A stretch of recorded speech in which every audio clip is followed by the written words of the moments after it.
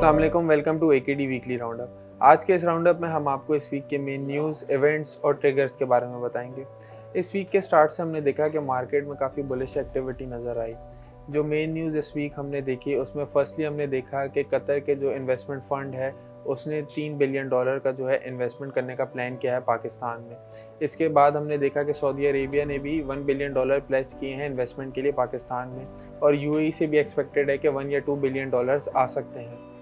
इसके बाद हमने देखा कि टी बिल्स की ऑक्शन हुई जिसमें यील्ड जो है अराउंड 5 बेसिस पॉइंट से इंक्रीज हुई। ये बड़ा माइनर सा चेंज है। इसके बाद हमने देखा कि स्टेट बैंक ने मॉनेटरी पॉलिसी की अनाउंसमेंट की इस वीक। कंसेंसस जो मार्केट में पाया जा रहा था वो इंटरेस्ट रेट इंक्रीज़ का था, लेकिन हमने लास्ट वीक भी बोला था कि हमें लग रहा है कि स्टेट बैंक जो है वो इंटैक्ट रखेगा इंटरेस्ट रेट को, और स्टेट बैंक ने इसी तरीके से 15% पे इंटरेस्ट रेट को इंटैक्ट रखा। अगर हम फ्यूचर आउटलुक की बात करें तो फ्यूचर आउटलुक काफ़ी पॉजिटिव नज़र आ रहा है। इसका जो फर्स्ट रीज़न है वो नेक्स्ट वीक में जो है IMF के साथ पाकिस्तान गवर्नमेंट की लास्ट मीटिंग है, और इसमें होपफुली डील फाइनलाइज हो जाएगी। और स्टेट बैंक के गवर्नर ने भी कहा है कि विदिन 5 to 6 डेज़ लोन जो है वो डिसबर्स हो जाएगा। इसके अलावा सितंबर में FATF की तरफ से भी काफ़ी पॉजिटिव न्यूज़ एक्सपेक्टेड है। The only risk for the market के जो पॉलिटिकल अनसर्टेनिटी है वो, अगर इमरान खान अरेस्ट हो जाते हैं तो उसके बाद जो है थोड़ी सी मार्केट डिप ले सकती है, क्योंकि एक बड़ी ऑड सी सिचुएशन क्रिएट हो जाएगी, तो इसकी वजह से मार्केट थोड़ी सी डरी हुई भी है। लेकिन इसके अलावा अगर हम ओवरऑल मार्केट की बात करें तो हमें मार्केट काफ़ी बुलिश नज़र आ रहा है। अस्सलाम वालेकुम एवरीवन। पिछले वीक में हमने 42,800 की बात करी, फिर हमने 43,800 की बात करी। 43,800 पर हमने ये बात करी थी कि मार्केट का 200 day moving average on the upside lie कर रहा है, जो कि इंडेक्स के लेवल को फर्दर ब्रीच करने में रेजिस्ट कर सकता है। ऑन द डाउन साइड हमने बात करी थी कि मार्केट का जो एक रैली बना था उस रैली का 23.6% जो है वो 42,800 के लेवल के ऊपर लाई कर रहा है। तो इन दोनों एरियाज़ के बीच में ये एक्सपेक्टेशन थी कि मार्केट की एक कंसोलिडेशन फेस हो सकती है।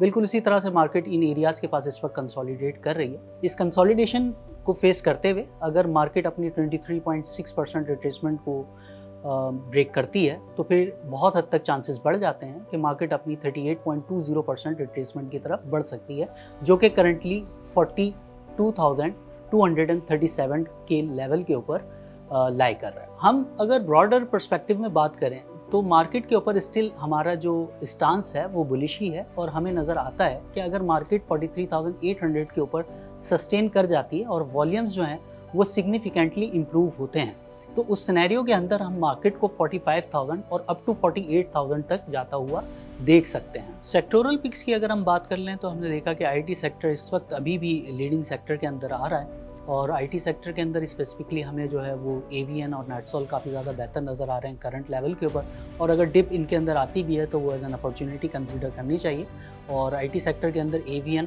और नेटसोल के ऊपर जो है वो अपना बुलिश व्यू रखना चाहिए। सीमेंट सेक्टर के अंदर DGKC और मेपल लीफ सीमेंट इस वक्त कंसोलिडेशन को फेस कर रहे हैं, और ऐसा नज़र आ रहा है कि इनके अंदर भी जो है वो इन एरियाज़ के पास एक्यूमुलेशन करनी चाहिए, और यहाँ से जो है वो वेट करना चाहिए फॉर द अपसाइड, क्योंकि आने वाले वक्तों के अंदर ऐसा नज़र आ रहा है कि DGKC और मेपल लीफ सीमेंट जो है वो अमंग द सीमेंट सेक्टर काफ़ी अच्छा परफॉर्म कर सकते हैं। अगर लकी सीमेंट के ऊपर हम नज़र डालें तो लकी सीमेंट भी जो है वो अपने एक रेजिस्टेंस लेवल को जो कि 525 के लेवल के ऊपर लाई कर रहा है उसके ऊपर अगर क्लोजिंग अपनी दे देता है तो फिर ये एक न्यू फ्रेश रिसेंट हाइस की तरफ जो है वो बढ़ सकता है, और इसके अंदर हम काफ़ी स्ट्रेंथ होती हुई देख सकते हैं। रिफाइनरी सेक्टर के अंदर ATRL इन एरियाज़ के पास काफ़ी ज़्यादा अट्रैक्टिव नज़र आ रहा है, और इन एरियाज़ के पास रिफाइनरी सेक्टर के अंदर स्पेशली जो है वो ATRL के अंदर बाइंग पोजीशंस बनानी चाहिए। फूड सेक्टर में यूनिटी फूड्स इन एरियाज़ के पास काफ़ी ज़्यादा अट्रैक्टिव नज़र आ रहा है, और चार्ट स्ट्रक्चर के मुताबिक ऐसा नज़र आ रहा है कि यूनिटी फूड्स जो है वो अपने रिसेंट हाइस की तरफ जो है वो अनकरीब पहुंच सकता है। For real time technical analysis kindly visit us at